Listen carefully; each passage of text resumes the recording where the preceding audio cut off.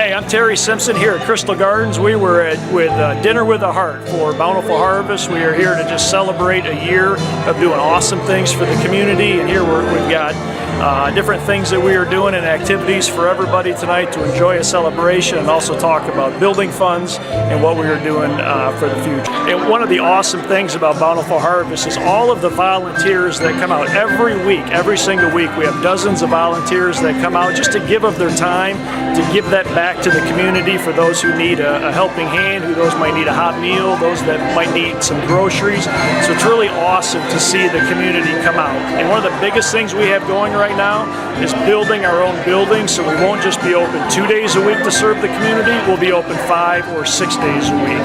So come help us support this building fund, come check out what's going on, and I look forward to seeing you participate in some way. Thank you very much. Again, I'm Terry, and I can't wait to see you soon. Thank you for supporting us.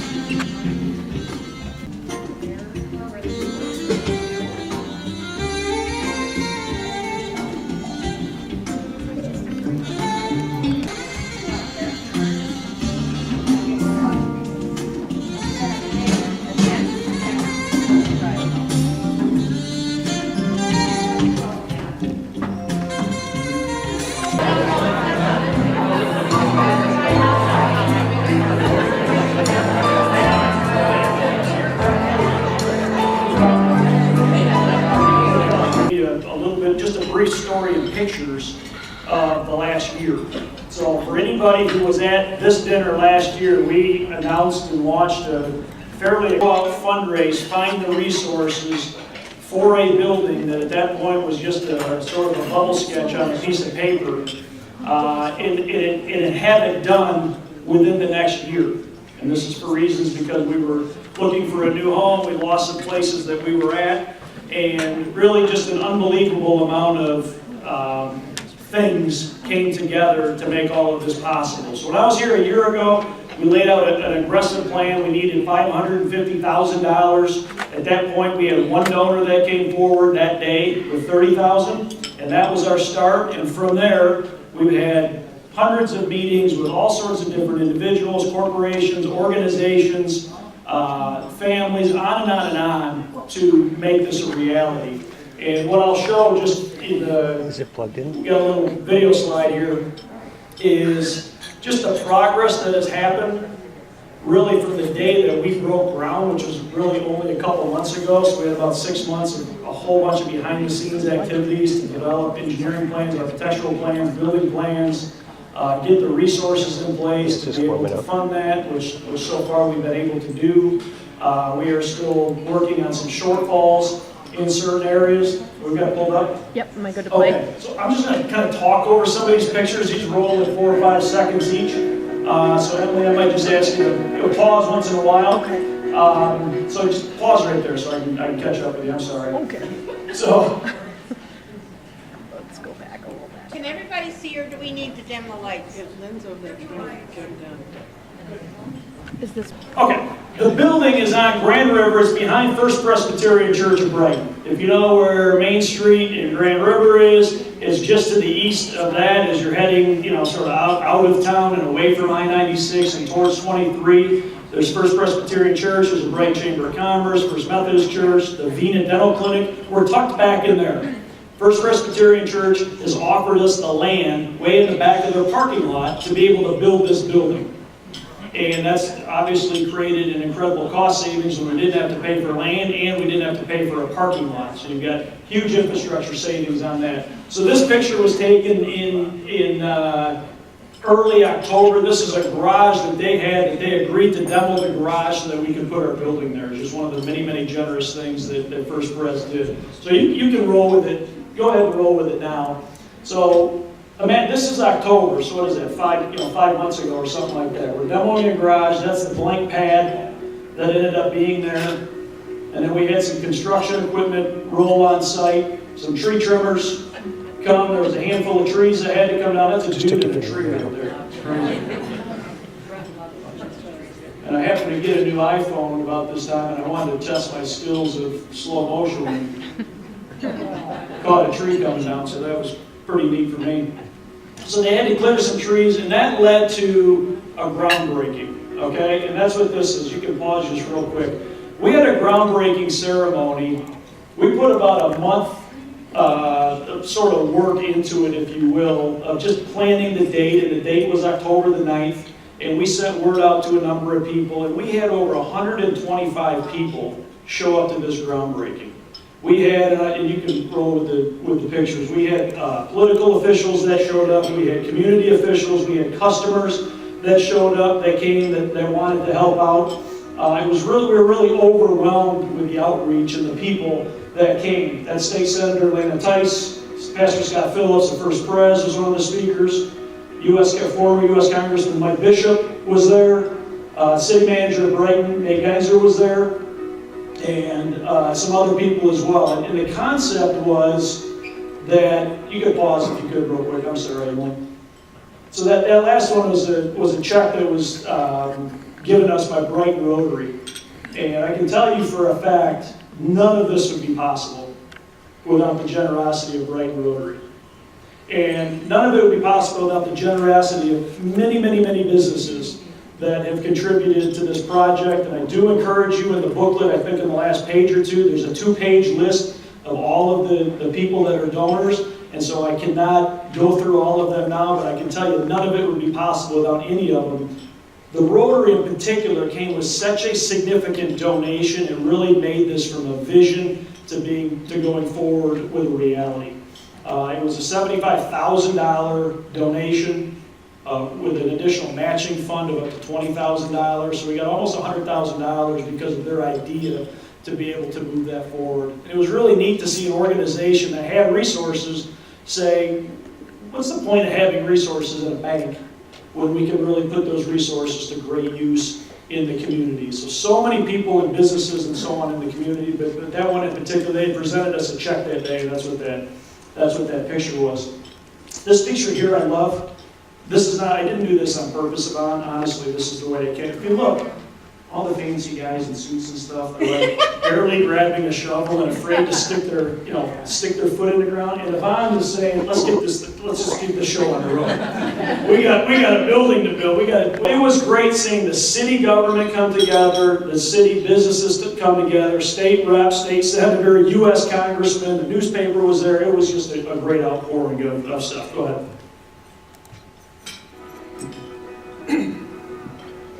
The concept was bring your own shovel. This is a groundbreaking ceremony. We're not just having 4 or 5 shovels for fancy people. We want the community to dig in and literally help build this building, and that's what happened. We had 125 people there digging holes as a foundation for Bountiful Harvest. So November 6th is when our first piece of construction equipment showed up. That's just a couple months ago. It was blank. So they graded it out. They got the site ready for foundations.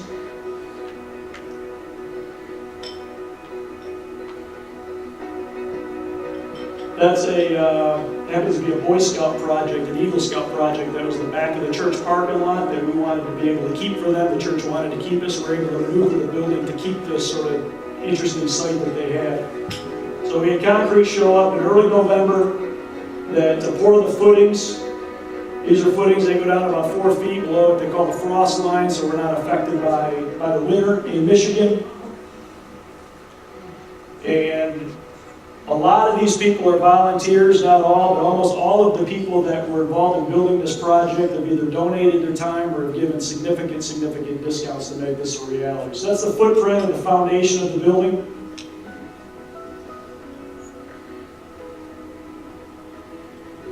A little bit of weather to deal with. Then we were able to put in the plumbing. Those are plumbing pipes that came up, so the underground plumbing was there.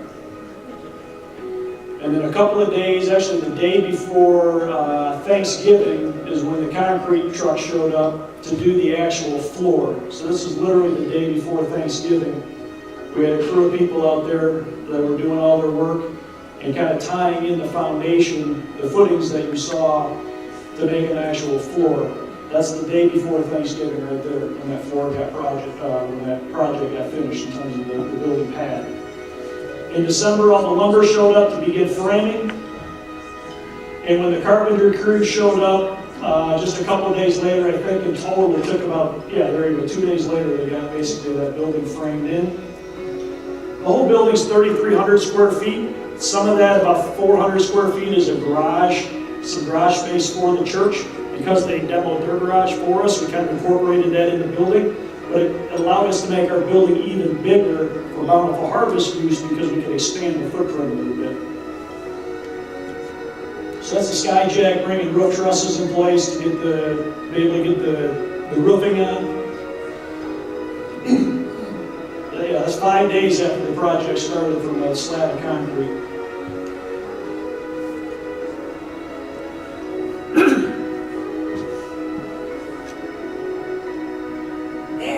We'll stop for a minute. So, Back there. Yeah. yep. So geothermal engineering is a very fancy, innovative, and expensive form of heating and cooling.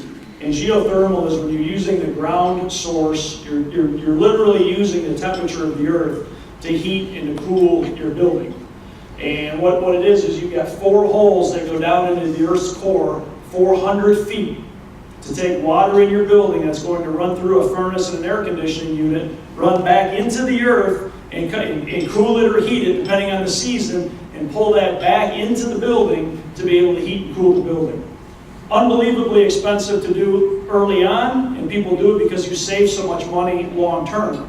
The beauty for this is we had companies. Strategic Energy Solutions was a huge company that designed this system, a company called Midwest Geothermal that actually did the drilling in the ground, and other companies that are actually providing the physical heating and cooling systems that are going to make this building go. So we didn't have the huge upfront investment for the heating and cooling, but we will have the long-term savings in terms of what you won't have to spend with utilities to heat and cool the building.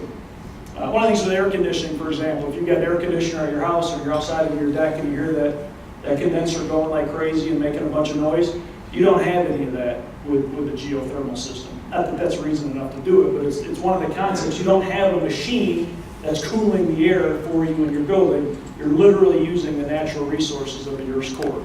So that's just a picture of the drill rig going down. So 4 holes, 400 feet down into the earth, tied in with pipes, tied back into the building. So it's a very innovative system. Go ahead.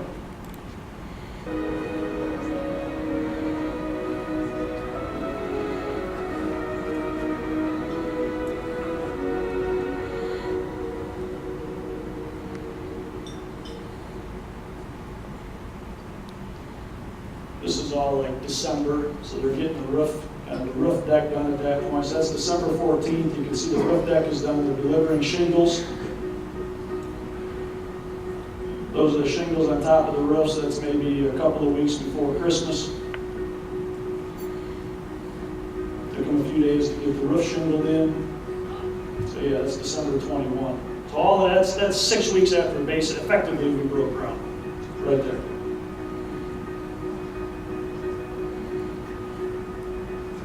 The siding going on through a couple days to get the siding. So that's January 8th. So we're a little over a month ago. The doors are in, the windows are in, the building's what they call tightened up, it's buttoned up, the weather doesn't affect it anymore. And this is the inside of the building, basically as it stands today. We've got 2x4s in there. Insulation is going in tomorrow morning. Drywall is going to be going in next week. And then the other equipment we have, a major expense we have is the kitchen equipment. You know, Bountiful Harvest feeds hundreds of people every week with hot meals, and to do a commercial kitchen anywhere is a very expensive process, both in terms of the equipment that you have to buy and the systems that you have to maintain. So the huge walk-in cooler freezer that we have, the large oven that we have, and all the equipment associated with that is a very expensive item that you would not have if you just had the house. And it's one of the things that makes it go forward. So that's the building literally as it sits today. In a week it's going to be all drywalled in, and that's all I got on the video. So that kind of brings us up to date. I mean, that's a year and 10 minutes of where we're at. The finish line is very close. Now, the finish line is hard. You know, the football metaphor is it's easy to get in the red zone and it's very hard to get in the end zone, and that's kind of where we're at. We're really close to being finished, but we're not quite there. From a budget standpoint, we're about $30,000 short.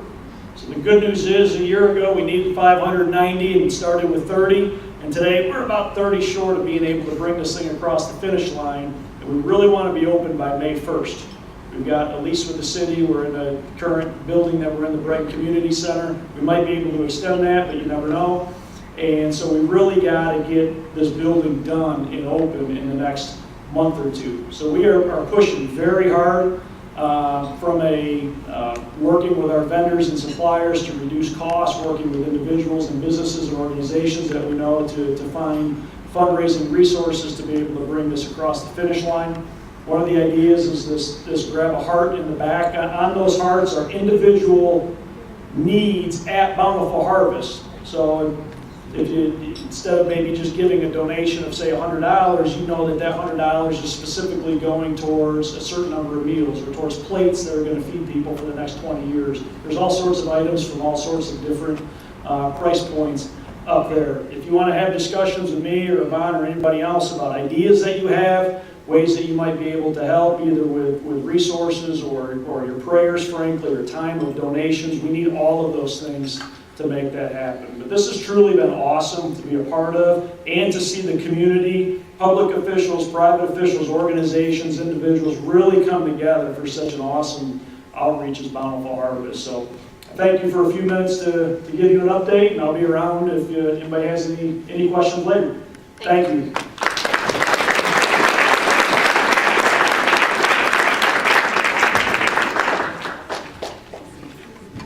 So before I forget, I want to remind you, our caricature will be here for about 15 more minutes is all, but she says it only takes a couple minutes, so if you want to get your picture done, she'll be here for about 15 more minutes. So at this point in the program, our president, who's so much more than a president, now you all know she's a reverend, as she gave our praise. And she is the founder, and it is Yvonne's vision that kicked off Bountiful Harvest. And she just has a real heart for helping others, and just a beautiful person. And we are all blessed to have her in our life, and so grateful to have her here in this community helping people the way she does. So this is Yvonne Cavalli.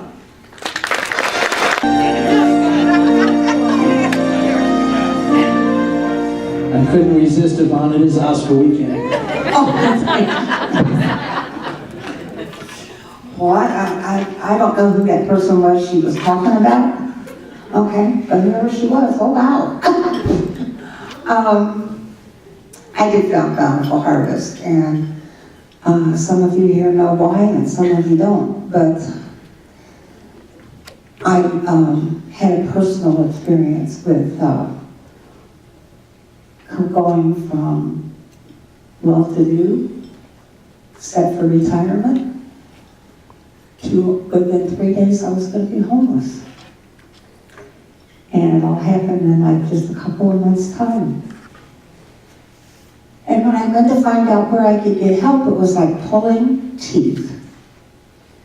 Because you went and you asked this one place, now, what do I qualify for here? Or where do I get medical? And so they ask you 64,000 questions. And, oh, well, yeah, you qualify for this. Nothing else would they tell you. And it just got to me. It really got to me. And so I decided that nobody should be put through that. And at that time I was in a wheelchair and on oxygen and told to get my life in order. Well, God wasn't done with me yet. I'm doing okay now. But the farther we got into this, the more I saw the need. And some of the need changes I was just telling someone this evening that our clientele rolls over about 60% every year. There are some who will always be there, and that's our seniors, because they're on a fixed income. It doesn't change. But the prices still go up on everything. So we're always going to have the seniors to feed and to help clothe and Christmas presents for their grandkids and, that kind of stuff. And it's awesome to be able to provide that. Because it gives them their dignity. And to me, dignity is a big thing about Bountiful Harvest. We meet you, the client. When they come through that door, they're greeted with a smile. Hi, how are you? What can we do for you today? Because most of them are coming in there feeling lower than a snake's belly, and they really don't want to be there. They don't want to ask for help, okay? But they're in a situation in their life where they have to, because they have kids to feed and bills to pay so that they don't end up homeless with their kids in their car. And we've had that at Bountiful Harvest. And what's nice about Bountiful Harvest is, we hear a lot of people say, oh, it's a food pantry. Well, we are a food pantry. We're also a soup kitchen. We also have a department store where we have clothes from newborns. Have a DBA called Connected Kids. Jeff, stand up. This is Jeff Hawk. That was his dream. His dream was to give underprivileged children, like any other kid their age, and have a computer, be able to do their homework at home, because now by the time you're, what's it, middle school now? By the time you're in middle school now, you're doing your homework on the internet. Well, if you can't put food on your table, how are you going to afford gas money to drive to the library every day? And if all these people are driving to the library every day, how many the computers does the library have to have? They don't have that many. So he has done a great job of that. He's given out how many? 150 computers this past year. They're all laptops, and he takes, if you have any free laptops at home that you aren't using and you were going to dump them, give them to Jeff. Okay, he will refurbish them and give them to a child in need. And it's just fantastic what he does. And then we have 2 employment services that work with us. And it gets jobs for people. One of them is here tonight, Jeff and Peggy Ray from Express Employment. There's somebody here from Work Skills too. Yes, they're here. They get people, we send people to them and they get jobs for those people. 47 of our clients last year got jobs and are no longer our clients because they got back on their feet. We also have people who come, and the only time we see them, they come every year pretty much. The only time we see them is from the 1st of November till January. And that's because they're the families that are living from paycheck to paycheck, and they do fine for themselves during the year. But when it comes to the holidays, we're either going to pay our mortgage or we're going to give the kids a Christmas. We're going to pay the car payment or we're going to have Christmas dinner on the table. And so they hit the pantry because we have St. Pat's Church, we have Bigby's football or hockey team, we have Uncle and Brain Dead now. And I shouldn't even start telling you.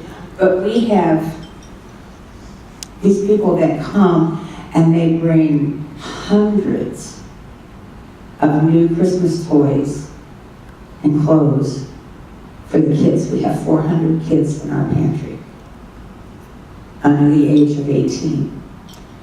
And we have half of those, right about half of those, are under the age of 5 or under the age of 6.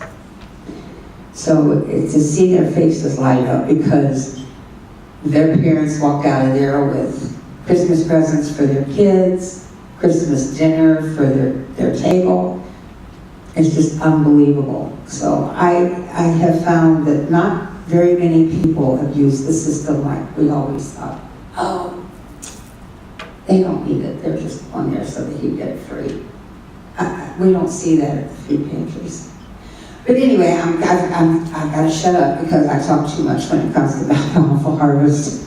But we do so much more. We have a resource navigator that helps them get the government phones, especially homeless people.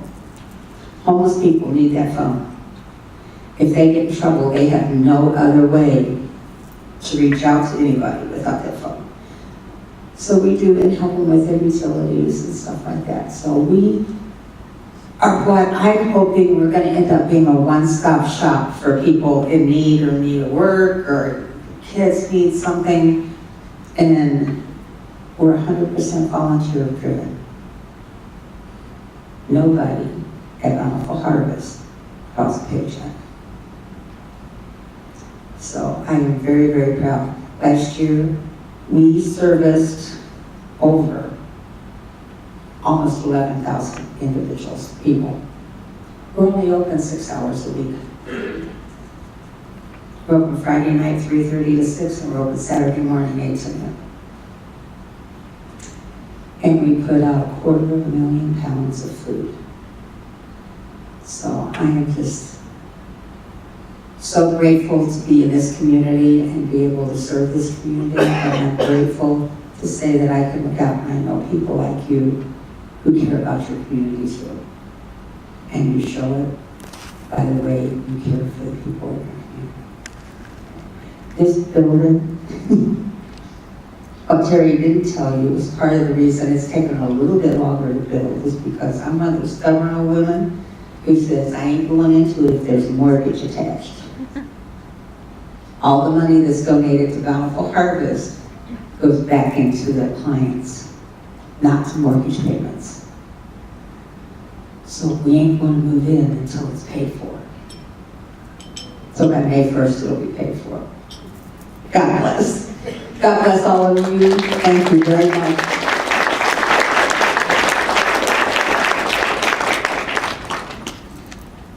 Okay, now we're going to have some fun. Ready, Don?